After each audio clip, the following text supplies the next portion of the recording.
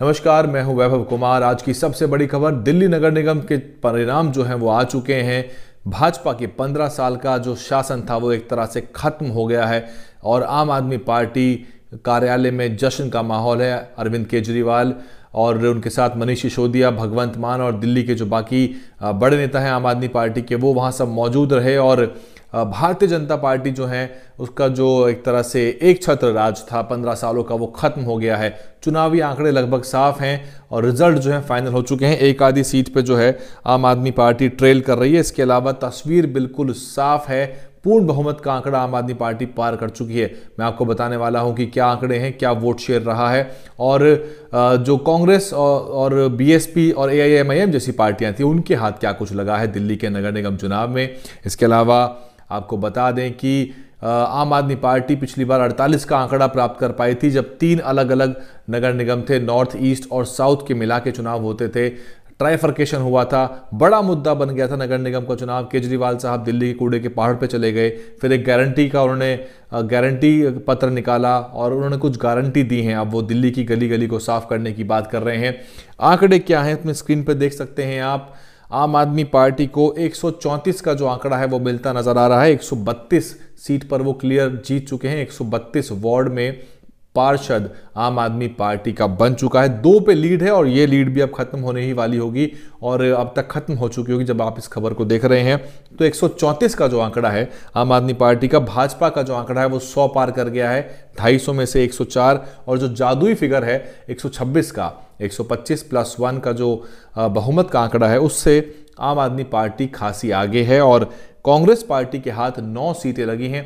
कांग्रेस की दुर्गति हुई है कहा जा सकता है। अगर बीजेपी के खिलाफ वोट पड़ा या बीजेपी को उतना बड़ा मैंडेट नहीं मिला जितना पहले मिलता आया है तो वो जो वोट है कांग्रेस की तरफ नहीं गया है बड़े पैमाने। हालांकि कांग्रेस का जो वोट शेयर है वो बढ़ा है पिछली बार के मुकाबले और इंडिपेंडेंट के हाथ मात्र 3 सीटें लगी हैं। 3 वार्ड में इंडिपेंडेंट पार्षद बने। पिछली बार यह आंकड़ा 10-11 के आसपास था। इसके अलावा किसी भी पार्टी को 3 पार्टियों के अलावा किसी चौथी पार्टी के हाथ कोई भी सीट नहीं लगी है।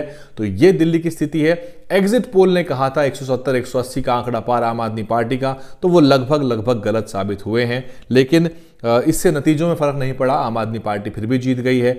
आदेश गुप्ता दिल्ली प्रदेश के भाजपा के अध्यक्ष, वो कह रहे हैं कि मेयर जो है वो पार्षद अपने विवेक से चुनेंगे और जो बीजेपी का जो मेयर पद का प्रत्याशी होगा वो उसको वोट करने के लिए सब लोग स्वतंत्र हैं। तो एक तरह से वो अब भी दावा ठोक रहे हैं और बीजेपी का जो ट्रैक रिकॉर्ड है, मध्य प्रदेश में जो हमने देखा, गोवा में, अरुणाचल में जो देखा, महाराष्ट्र में जो कुछ हो रहा है, आप देख सकते हैं कि कभी भी कहीं भी कुछ भी वहाँ हो सकता है। और ऐसे में इसीलिए वो कोशिश में रहेंगे कि किसी तरह से जो है, हालांकि उनके पास इंडिपेंडेंट मात्र 3 हैं और वो जादुई आंकड़े के बहुत दूर हैं। अगर आम आदमी पार्टी के अंदर बड़ी तोड़फोड़ वो कर सके, जो कि यहाँ संभव है नहीं। आम आदमी पार्टी जो है वो काफ़ी कोहेसिव पार्टी है और अपने नेताओं को, अपने पार्षदों को एकजुट एक साथ लेके चलने में वो ज़रूर सफल रहेगी। अगर आप आंकड़ा देखिए, फाइनल टैली आपके सामने है। 134, 104, 9 और 3 ये फाइनल टैली है, सील हो गई है और गिनती लगभग खत्म हो चुकी है। 2 सीटों पे ट्रेलिंग था। वोट का प्रतिशत अगर आप देखना चाहें तो भाजपा को 39.09% मिला है, जबकि आम आदमी पार्टी, नीचे आइए पीले रंग में देखिए, आम आदमी पार्टी 42.05। तो वोटों के प्रतिशत से भी उन्होंने मात दी है और एक बड़ा उनके पास वोट मिला है। अगर भविष्य में जो अगले चुनाव होंगे नगर निगम के, अगर ये 42 के आंकड़े में 7-8% और वोट जोड़ देते हैं तो सीधे तौर पे आम आदमी पार्टी जो है वो इनविंसिबल हो जाएगी एक बार लगभग, क्योंकि 50% का जब आंकड़ा जिस सीट पे पार होता जाएगा उस सीट पे फिर किसी प्रकार का गठबंधन या कुछ भी हासिल नहीं हो सकता। तो आम आदमी पार्टी 42, कांग्रेस पार्टी को 11.68 का वोट मिला है, जो कि पिछली बार के 4-5 के आसपास जो था उनका, उससे बढ़ा हुआ है। बहुत अच्छा नहीं कर पाई यहाँ पे कांग्रेस पार्टी, जबकि वो बहुत लेट जागे, संजीदा नहीं थे और बहुत ही ढीलाई वो बरत रहे थे। सुस्ती के साथ चुनाव लड़ा है, इसमें कोई दो राय नहीं है। चुनाव होंगे ये तो पता था और इसके लिए चुनाव घोषित होने का इंतजार नहीं किया जाता। जिस पार्टी को लड़ना और जीतना होता है वो सालों साल अपनी तैयारी में लगे रहते हैं। ये वही दिल्ली है जहां कांग्रेस पार्टी ने 3 साल शीला दीक्षित के नेतृत्व में यहाँ पे विधानसभाओं में पूर्ण बहुमत की सरकार चलाई है। और आज आलम यह है कि दिल्ली के पिछले विधानसभा चुनाव में 1000, 1500, 2000 तक का आंकड़ा कांग्रेस के विधायक प्रत्याशी पार नहीं कर पा रहे थे। बीएसपी का भी उतना ही बुरा हाल है। बीएसपी यहाँ मौजूद है, राष्ट्रीय पार्टी के नाम पे बहुत ज़्यादा अपने आप को राष्ट्रीय पार्टी बताती है और है भी वो वर्तमान में, लेकिन राष्ट्रीय पार्टी का दर्जा बसपा का खतरे में है। आने वाले समय में आम आदमी पार्टी राष्ट्रीय पार्टी की सभी जो क्वालिफिकेशन है उसको पूरा कर लेगी और आम आदमी पार्टी एक राष्ट्रीय पार्टी का दर्जा बहुत जल्दी लेने वाली। जब भी इलेक्शन कमीशन नेक्स्ट रिव्यू करेगा उसमें आपको आम आदमी पार्टी इन दिखाई देगी और बीएसपी आउट दिखाई देगी, क्योंकि बीएसपी क्राइटेरिया जो है उससे बाहर निकल चुकी है। 19 में जो चुनाव हुए उसमें आपको पता है क्या स्थिति रही थी, और 10 जो है उनके वहाँ पे उस समय लोकसभा में जीते थे 10 सांसद, लेकिन अभी जो हालिया चुनाव हुए हैं 2022 के उसमें बसपा के पास केवल एक ही सीट आई है। तो दिल्ली का जो परिणाम रहा इसमें यही जो मेजर प्लेयर थे कांग्रेस और भाजपा और आम आदमी पार्टी, इनके बीच में द्विपक्षीय मुकाबला हो गया था, बाइपोलर चुनाव था।